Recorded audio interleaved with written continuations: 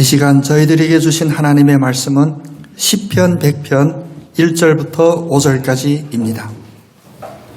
온 땅이여 여호와께 즐거운 찬송을 부를지어다. 기쁨으로 여호와를 섬기며 노래하면서 그의 앞에 나갈지어다. 여호와가 우리 하나님이신 줄 너희는 알지어다. 그는 우리를 지으신 이요 우리는 그의 것이니 그의 백성이요 그의 기르시는 양이로다. 감사함으로 그의 문에 들어가며 찬송함으로 그의 궁정에 들어가서 그에게 감사하며 그의 이름을 송축할지어다. 여호와는 선하시니 그의 인자하심이 영원하고 그의 성실하심이 대대에 이르리로다. 아멘. 오늘 주님께 감사로 나가기로 결단하고 이 예배 자리에 모인 여러분들께 특별히 우리의 추수의 열매를 주신 주님께 감사와 기쁨으로 나가는 큰 은총이 있기를 축복합니다. 우리 옆에 오신 분 축복하면서 인사 나누겠습니다. 기쁨으로 나아갑시다. 모든 것이 다 주님의 은혜입니다. 아멘. 우리가 예배의 자리, 기도의 자리, 심지어는 말씀을 읽는 자리, 우리 이런 자리를 하나님 앞에 나아간다라고 하죠.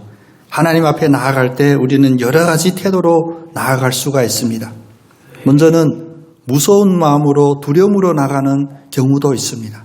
나의 잘못이 깨달아지고 하나님의 말씀에 순종하지 살지 못함이 느껴질 때 두려움으로 주님 앞에 나아갈 수도 있습니다. 또 하나는 간구함으로 나가는 경우도 있습니다. 나의 문제가 너무나 절박하여 이 문제가 해결되어야 됨이 간절하여 주님 앞에 간구함으로 주님 해결해 주세요, 도와주세요 라고 나아갈 수도 있습니다. 또 하나는 억지로 나갈 수도 있습니다. 오늘 이 자리에는 한 영혼도 억지로 나온 이가 없는 줄 압니다. 근데 억지로 나오다는 무엇이냐? 머리로 신앙을 알아요. 예배 자리 가지 않으면 안 된다를 지식으로 아니까 그 자리에 가는데 어떤 생각도 마음도 없습니다. 감동도 없습니다. 그런데 오늘 시편 100편 말씀은 우리가 하나님께 나아갈 때 반드시 가져야 될 마음과 태도에 대하여 이야기하는데 한마디로 기쁨으로 하나님께 나아가야 한다입니다. 1절 2절을 보면 온 땅에 있는 모든 것들은 하나님께 환호성을 질러라. 큰 소리를 질러래요. 그런데 이것이 울부짖음이나 주님 앞에 원망하는 높은 목소리가 아니라 주님을 섬기고 주님 앞에 기쁨을 표현하는 그런 환호성을 질러라는 것입니다. 하나님을 말씀을 아는 것도 중요합니다. 그런데 말씀을 알고 그 말씀대로 사는 것이 더욱 중요합니다. 하나님이 우리에게 기쁨으로 나의 앞에 나와라 하였으니 이 말씀대로 우리도 하나님께 기쁨으로 나아가야 하나님의 참 자녀된 그 모습이 되게 됩니다. 여러분, 우리가 탕자의 이야기를 잘 알고 있죠. 한 아버지에게 아들 둘이 있었어요. 근데 작은 아들은 어떤 아들이었습니까? 그는 하나님 앞에 두려움으로 나가야 되고 간구함으로 나가야 되고 그런 아들이었어요. 근데 아버지 앞에 돌아왔을 때 그의 모습은 죄된 모습이고 더럽기로 치사하고 돼지와 함께 살았으니까 그런 모습일 때 아버지는 그 아들을 안아줍니다. 왜? 그의 마음에는 아버지를 만나면 나에게 소망이 있을 것이라는 그 기쁨의 씨앗이 있었기 때문입니다. 또 다른 아들, 큰 아들은 뭡니까? 큰 아들은 머리로 아버지를 잘 알아요. 결국 아버지 곁을 떠난 적이 없습니다. 그런데 그의 마음에는 이 기쁨이 없었습니다. 그래서 아버지의 기쁨에 동참하지는 못할지언정 아버지가 기뻐할 때 그는 투덜거렸어요. 궁시렁거립니다. 아니, 나는 뭔데? 쟤는 뭔데? 오늘 큰 아들과 아닌 작은 아들, 루츠하고 죄 많은 자기 자신을 깨달았을지라도 하나님께 기쁨으로 나가는 그런 은혜의 길이 우리 모두에게 열려지기를 간절히 원합니다. 하나님께 기쁨으로 나가려면 첫 번째는 하나님을 잘 알아야 합니다. 아니, 이게 무슨 말이에요? 우리가 하나님을 몰라. 사실 우리의 삶을 보면 우리는 하나님을 아는 게 아니었습니다. 여러분이 믿고 여러분이 의지하는 그 하나님은 어떤 하나님이십니까? 하나님에 대하여 우리는 다양한 용어들이 있습니다. 하나님 아버지, 전능하신 왕, 또 하나님을 친구로 여러 가지 용어가 있지만 우리는 오늘 시편 100편 말씀을 통하여 반드시 가장 기본이 되는 하나님의 이 몇 가지 속성을 기억하고 또 우리의 마음에 머리가 아닌 마음에 하나님을 알아야 됩니다. 하나님은 우리를 지으셨고 우리는 하나님의 것이고 그래서 우리는 하나님의 백성이요 하나님이 기르시는 양이라는 것입니다. 세상살이에 돌아보면 제가 살아본 경험이 아니라 지금까지 우리가 문자가 있은 이후에 문자로 기록된 모든 역사의 고백들을 보면 이런 결론을 얻을 수 있습니다. 나 자신을 알면 고통이다. 그런데 하나님을 알면 기쁨이다. 여러분 어려운 이야기일까요? 요즘 우리 개개인의 삶도 돌아보면 우리 머리가 지금 너무 발달되어 있었어요. 교육도 많이 받았고 경험도 많고 특별히 인터넷이라는 이 상황 속에서 우리가 직접 체험하지 못한 것도 간접적으로 다 경험하게 됩니다. 머리는 잘 아는데 그 결과가 무엇입니까? 더 행복해진 것이 아니라 너무나 고통으로 다가옵니다. 심지어 내가 직접 겪는 고통뿐만 아니라 멀리에 있는 고통, 내가 예상 가능한 고통마저도 우리가 짊어지고 삽니다. 그래서 우울해하고요. 하나님께 기도할 때 여러분 공개적으로 고백할 필요는 없지만 다 알아요. 우리 기도할 때 우리의 마음속에 하나님 이게 뭡니까? 하나님 어쩌면 나한테 이럴 수 있습니까? 내가 하나님께 어떻게 했는데 나를 이렇게 만듭니까? 이런 부분이 나오면 무엇이냐? 기도나 하나님 앞에 나아갈 때 그 주체가 하나님이 중심에 있는 것이 아니라 나의 경험, 나의 느낌이 중심에 있기 때문입니다. 우리 한번 같이 고백해 보겠습니다. 눈에 보이는 것은 현실이요 믿음으로 보는 것이 진실입니다.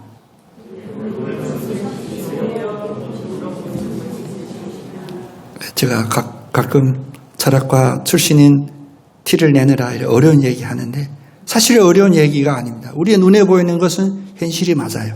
그런데 현실이 진실이냐? 아닙니다. 우리의 눈에 보이지 않지만 우리가 믿음으로 바라볼 때 그것이 진실이 됩니다. 그래서 고린도전서 3장 16절에 보면 하나님의 자녀들에게 주님의 제자들에게 이런 가르침을 주셨죠. 너희가 하나님의 성전인 줄 모르느냐?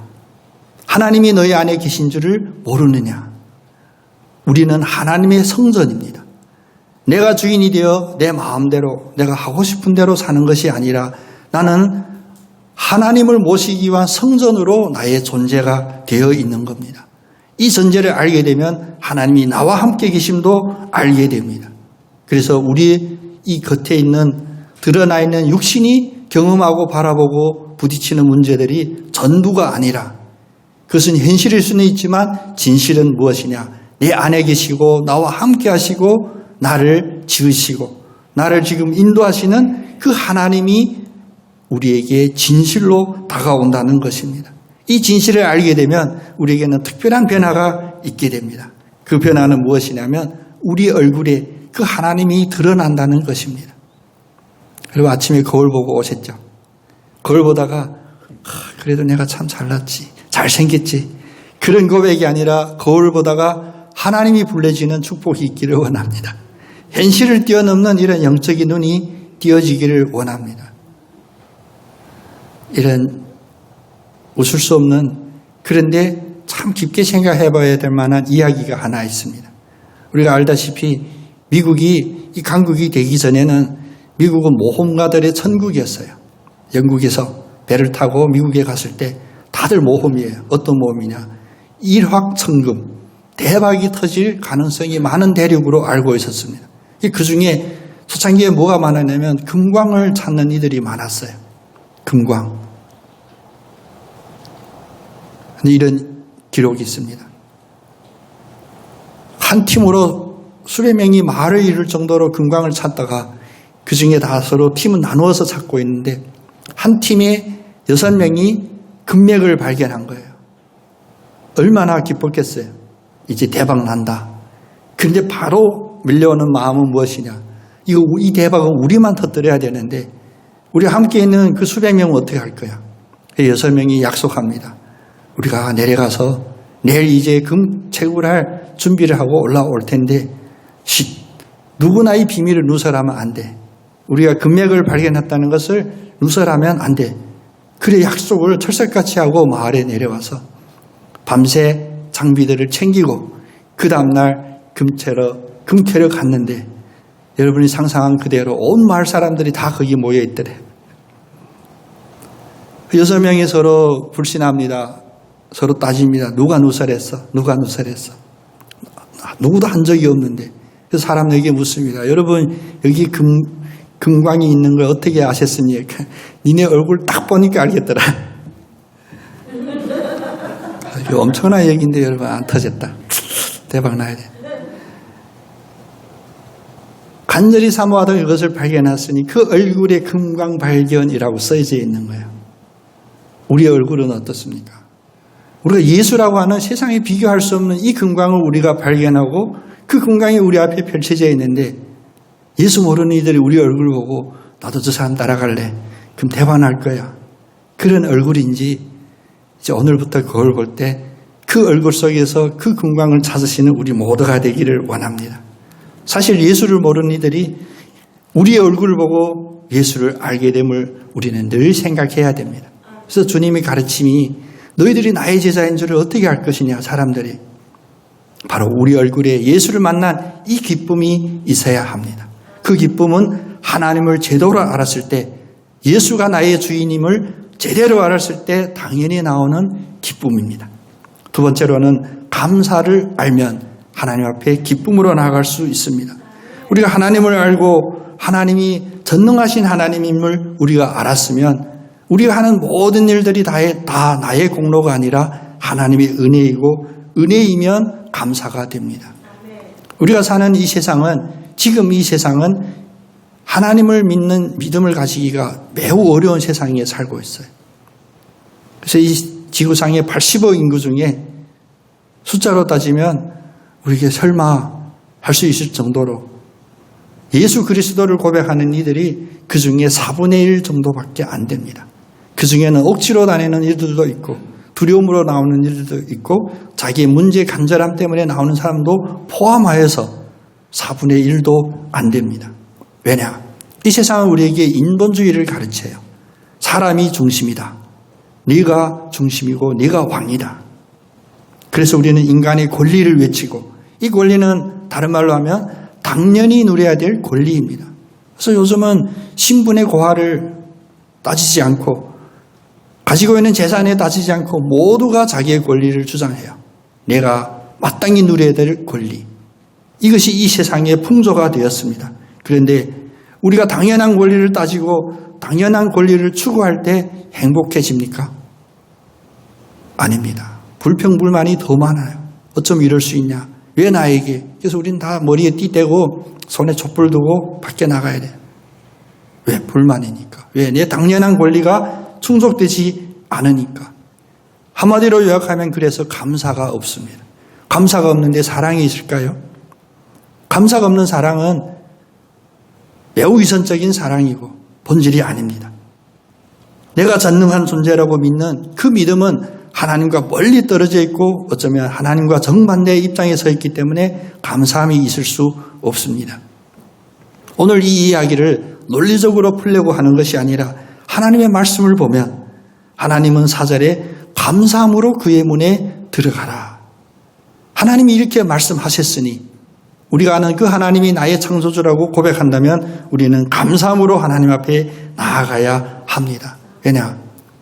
하나님을 참 하나님을 알게 되면 모든 것이 다 하나님의 주권임을 우리가 고백할 수 있기 때문입니다.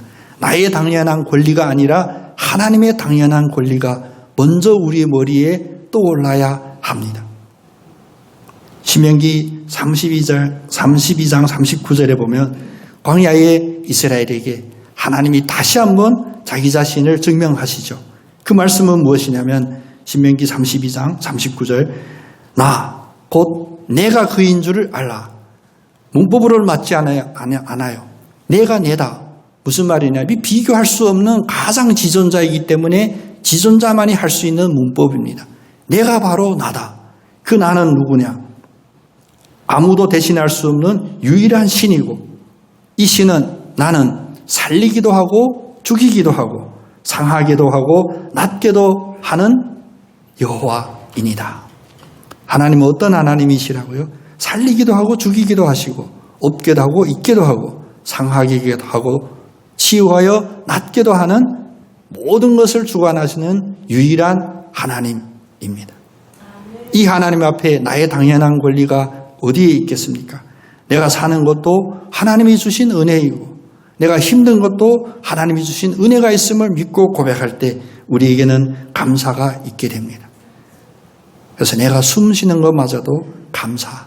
다시 말하면 나의 호흡이 나의 폐활량을 누리거나 나의 혈액 공급에 도움이 되기 위하여 육신적으로 하는 호흡이 아니라 호흡 자체가 감사가 되어야 됩니다.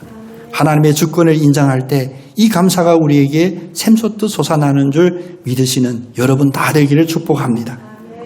우리가 하나님을 알고 우리가 감사를 알면 어떤 반응이 일어날까? 일적으로 우리 표정이 기쁨으로 가득하고 환해질 뿐만 아니라 우리의 입술이 세 번째로 찬양으로 가득 차게 됩니다. 4절에 보니까 찬송함으로 하나님의 궁전에 들어가서 그에게 감사하고 하나님의 이름을 높일지어다 라고 하시죠. 하나님은 우리를 자신의 선한 뜻으로 주권적으로 다스리고 있기 때문에 우리가 하나님의 참 자녀라 한다면 우리의 현실로 판단하는 것이 아니라 믿음으로 판단할 때 우리에게는 감사함, 기쁨, 그래서 우리의 입술에 찬양만 나오게 됩니다. 세상도 신나는 사람은 콧노래 하잖아요. 흥얼흥얼. 우리의 입술에도 세상적인 아닌 우리의 영적인 기쁨 때문에 흘러나오는 찬양이 끊기지 않기를 원합니다. 우리가 가끔은 우리의 삶의 현장에 있어서 성경책을 펴고 있기도 어려울 때도 있어요. 또 어떤 여건 때문에 우리가 성경을 가까이 할 수 없는 상황 속에서 누구나 다 할 수 있는 핸드폰만 있으면 할 수 있는 게 무엇이냐? 바로 찬양을 듣는 것입니다. 우리의 입술에, 우리의 머리에, 특별히 우리의 생각에 찬양이 넘치는 여러분 모두가 되기를 원합니다. 찬양의 반대는 무엇이냐? 두 가지인데 하나는 다른 이에 대한 판단, 정죄, 불평, 불만. 어제까지도, 오늘은 아니었습니다. 어제까지만 해도 저도 이 믿음의 고백대로 못 살았어요. 제가 이야기한 모든 것 중에는 사실 판단이 있고 비판이 있고 불평이 있었습니다. 오늘부터라도 내 자신부터라도 나의 입술에 찬양이 넘치는 입술이 되기를 저를 기도하고 또 우리 반석교회 모든 성도님들도 입술에 정죄하고 비판하고 불만하는 입술이 아닌 찬양이 넘치는 입술이 되기를 저도 기도하겠습니다. 비판하는 것 당연하다 할 수도 있어요. 제 자신도 돌아보면 제가 비판하는 게 다 근거가 있거든요. 저렇게 하면 안 되는데 저뿐만 아니라 옆에 있는 분도 인정해줘요. 이건 아닌데 이건 아닌 상황에 있는 저는 불편하죠. 불편하면 어떻게 됩니까? 정죄하게 되고 좋은 말이 안 나와요. 심지어 저는 인사도 안 하고 헤어진 적도 있습니다. 그런데 돌아보니까 제가 너무 부족한 거예요. 오늘 이 말씀을 여러분과 추수감사주일에 같이 은혜 받고자 준비하는 제 마음에 인사도 안 하고 돌아왔던 제 모습이 다시 생각납니다. 결국 아이고 죽겠네, 힘드네, 피곤하네, 자동으로 흘러나오는 우리의 입술에 어찌 보면 이게 악의 가장 심각하게 보이지 않지만 가장 심각한 이 저주의 사슬이 끊어지는 2022년 추수감사주일이 되기를 원합니다. 우리의 입술에 더 이상 부정적인 이야기가 아니라 감사함으로 찬양드리는 우리가 되기를 원합니다. 우리가 여호와를 기뻐하고 하나님께 찬송을 드릴 때 하나님이 우리에게 주신 축복이 시편 37편 4절에 나와요. 너희가 여호와를 기뻐하라. 그러면 하나님께서 네 마음의 소원을 내게 이루어 주시리로다. 세상에 그 누구도 내가 찾는 당연한 권리를 만족시켜 줄 수가 없고 그 어떤 자리도 그 얼만큼의 재물도 나에게 이것을 충족시켜 주지 못하지만 우리가 하나님을 기뻐하고 우리의 마음에 감사가 넘치고 입술에 찬양이 넘칠 때 하나님은 우리의 모든 소원을 이루어 주신다 약속하셨습니다. 그래서 이 기쁨은